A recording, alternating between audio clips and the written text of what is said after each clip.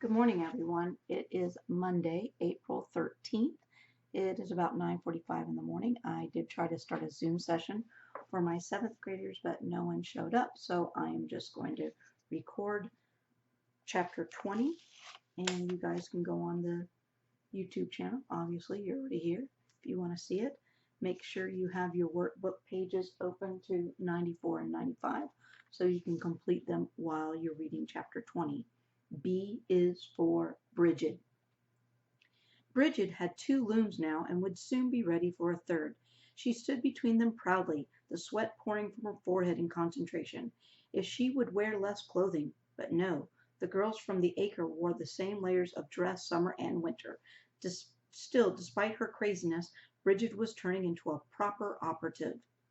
Mr. Marsden hardly came past Lyddie's looms these days. When their eyes met by chance, it was as though they had never been introduced. Earlier, his coldness had worried her. She feared then that he might find some reason to dismiss her. So she had been scrupulous to observe every regulation to the letter. Scrupulous, meaning paying close attention to detail, not ignoring anything because she does not want to get on Mr. Marsden's bad side. As the days went on, she became less anxious about Mr. Marsden's state of mind, much preferring his coolness to the rosebud smiles and little pats she had endured before her illness. She treated herself to some more books. In honor of Ezekiel Freeman, what a handsome name her friend had chosen for himself, she bought Narrative of the Life of Frederick Douglass, an American slave written by himself, and a Bible. Both volumes became a quiet comfort to her Sunday loneliness, because as she read them, she could hear Ezekiel's rich, warm voice filling the darkness of the cabin. She had liked Mr. Dickens' account of his travels in America, all but the Lowell part. It was, as Diana had warned her, romantical. There was no mention in its Rosie's description of sick lungs or blacklisting or men with wives at Concord. So when she's referring back to romantical, she's saying that when Dickens visited Lowell, Massachusetts, he made it sound like everything's great and beautiful and romantic. He didn't mention any of the bad stuff. So that's what she meant by romantical. July wore on its weary way into August. It seemed a century since the summer just a year ago when she had read and reread Oliver Twist and dreamed of home. She had been such a child then, such a foolish, unknowing child. As always, many of the New England operatives had gone home. Bridget took on her third loom. More Irish girls came on as spare hands. Some of the machines simply stood idle. The room was quieter. Lyddie took to copying out pages from Mr. Douglass and the Bible to paste on her looms. She liked the Psalms best. I will lift up mine eyes unto the hills, and by the rivers of Babylon, there we sat. Yea, we wept when we remembered Zion. The Psalms were poetry, no, songs, that rode the powerful rhythm of the looms. Sometimes she composed her own. By the rivers of Merrimack and Concord, there we sat down. Yea, we wept when we remembered. I must forget, she thought. I must forget them all. I cannot bear the remembering, meaning she hates remembering all the bad times and the people that have left her, and here she feels alone now. Lyddie was strong again. Her body no longer betrayed her into exhaustion by the end of the day, and she was past scheduling tears for what might have been. It was a relief, she told herself, not to carry the burden of debt or, what was worse, the welfare of other persons. A great yoke had been lifted from her shoulders, had it not? And some day the stone would be taken from her breast as well. Between them she and Bridget coached several of the new spare hands, all of them wearing far too much clothing in the suffocating heat. But me mither says me capes will kape me cool, one of the girls insisted, and Lyddie let it be. She hadn't managed to persuade Bridget to take off her silly capes. How could she expect to persuade the new girls? Still, she was more patient with them than she had ever been with poor Bridget at the beginning. She had to be. Bridget herself was a paragon of gentleness, teaching the new girls all that Lyddie and Diana had taught her, never raising her voice in irritation or complaint. Do you see how nice Bridget is? And so Lyddie feels she must be patient and gentle as much as she can, the same as Bridget. Lyddie watched her snip off a length of thread from a bobbin and lead one of the clumsier girls over to the window to show her the best light how to tie a weaver's knot. It was exactly what Lyddie remembered doing, but she knew, to her shame, that her own face had betrayed exasperation, while Bridget's was as gentle as that of an ewe nuzzling her lamb. Exasperation means, ah, I give up, oh my gosh. And Lyddie remembered how she had felt when she was trying to teach Bridget, and she's kind of ashamed of herself that Bridget is patient and calm and showing the new girls how to do it and not being exasperated. She smiled ruefully at Bridget as the girl returned to her own looms, and Bridget smiled back broadly. She's a bit slow, that one. We're all allowed to be fools the first week or two, she said, hearing Diana's voice in her head. There had been a short note from Diana telling her not to worry, that she had found a place in the seamstress's shop, but how could she not be anxious for her? "Aye," Bridget said, continuing sadly, "but I'm a fool yet." She nodded at the psalm pasted on Lyddie's loom. "And you such a scholar." Lyddie slid her fingers under the paper to loosen the paste and handed it to Bridget. "Here," she said, "for practice. I'll make another for myself." Bridget shook her head. "It will do me no good. I might as well be blind, you know." "But I sent you a note once." "I took it straight away to Diana to read to me." "You've learned your letters at least." Shamefaced, the girl shook her head. So that means Bridget's ashamed that she doesn't know how to read. And here Lyddie was thinking she knew how to read the whole time. Lyddie sighed. She couldn't take Bridget on to teach, but how could she begrudge her a chance to start? She made papers for the girl to post. A is for agent. Beside it was a crude picture of a man in a beaver hat, the stern high priest of those invisible Boston gods who had created the corporations and to whom all in Lowell daily sacrificed their lives. B is for Bobbin, and Bridget too. B was instantly mastered, meaning she learned it. C is for carding. D is for drawing in. She went on, using as far as possible words Bridget knew from factory life.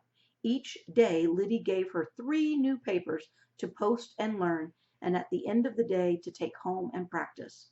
So it was that day by day, without intending to be, Lyddie found herself bound letter by letter, word by word, sentence by sentence, page by page, until it was, "Come by when you've had your supper, and we'll work on the reader together.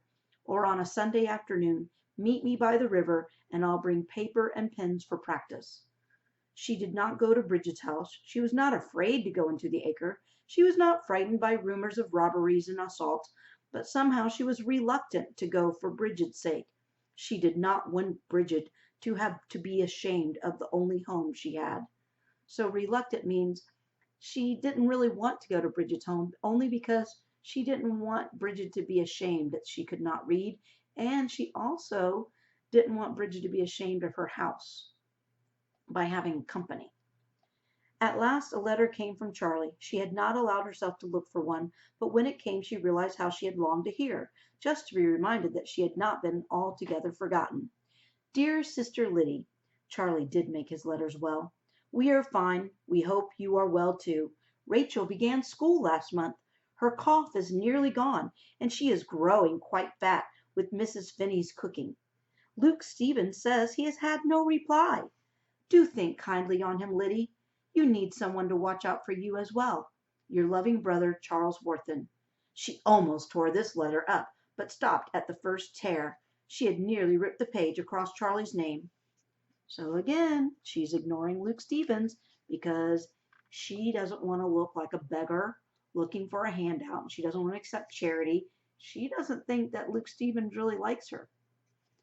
September came. Some of the New England girls had returned to the weaving room, though the room now was mostly Irish. No Diana, of course, though there was something in Lyddie that kept waiting for her, that kept expecting to see the tall, quiet form moving toward her through the lint-filled room. She had taken something from the weaving floor with her going.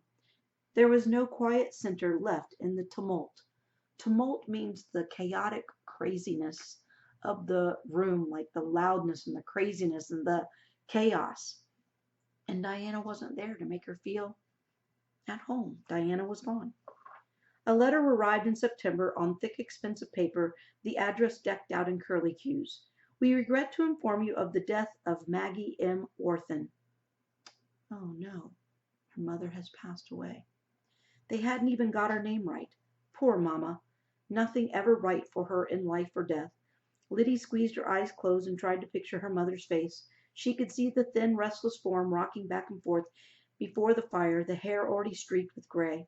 But the face was blurred. She had been gone so long from them, gone long before she died.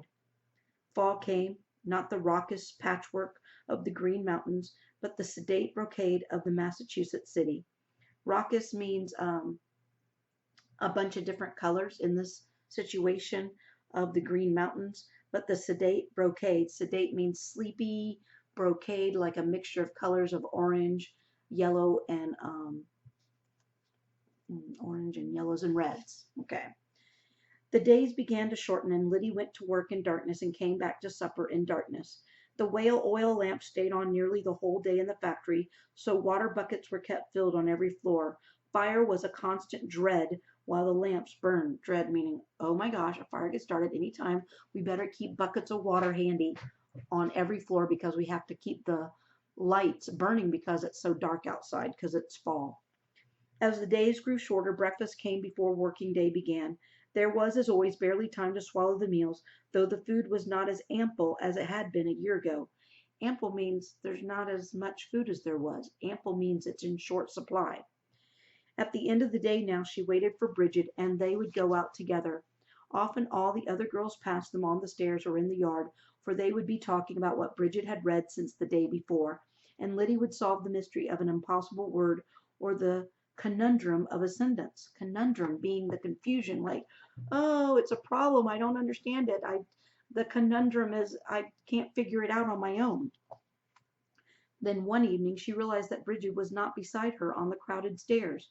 She tried to wait, but the crowd of chattering operatives pushed her forward. She went down to the bottom of the stairs and stepped out of the stream. 100 or more girls went past. She was puzzled. Surely Bridget had been right beside her. They had been talking. Bridget had asked what her thraldom was. Thraldom. And she was trying laboriously to read Mr. Douglas's book, but was yet to get through the first page of the preface, meaning the beginning of the book. At last the stairs were empty of clattering feet and the shrill laughter of young women at the end of the long workday, but still there was no Bridget. Lyddie hesitated. Perhaps the girl had gone ahead, or perhaps she had forgotten something and had gone back. Lyddie started across the nearly deserted yard. Her supper would be waiting, and Mrs. Bedloe was insulted by tardiness. She had not got nearly to the gate when something made her stop, nose up, like a doe, with young in the thicket. Like, something's going on. I need to figure out what it is. She hurried back, climbed the 4 flights to the weaving room. The lamps had been extinguished by the operatives as they left their loom, so at first her eyes could make out nothing but the hulking shapes of the machines. Then she heard a strained, high-pitched voice. Please, sir. Please, Mr. Marsden. Lyddie snatched up the fire bucket. It was full of water, but she didn't notice the weight. Please, no. She ran down the aisle between the looms toward the voice and saw in the shadows Bridget, eyes white with fear, and Mr. Marsden's back. His hands were clamped on Bridget's arms. Mr. Marsden! At the sound of her hoarse cry, the overseer whirled about. She crammed the fire bucket down over his shiny pate, his bulging eyes, his rosebud mouth fixed in a perfect little O. The stagnant water sloshed over his shoulders and ran down his trousers. Do you see what Lyddie just did? She yelled at him first, and then she dumped the bucket of water over his head. She let go of the bucket and grabbed Bridget's hand. They began to run, Lyddie dragging Bridget across the floor. Behind in the darkness she thought she heard a noise of an angry bear crashing an oatmeal pot against the furniture. She started to laugh, but by the time they were at the bottom of the stairs she was weak with laughter and her side ached. But she kept running, through the empty yard, past the startled gatekeeper, across the bridge, and down the row of wide-eyed boarding houses, dragging a bewildered Bridget behind her. Bridget is bewildered, like she doesn't even know what just happened. So that was a pretty good chapter. Okay, make sure page 94 and 95 are done. Thank you. Have a great day.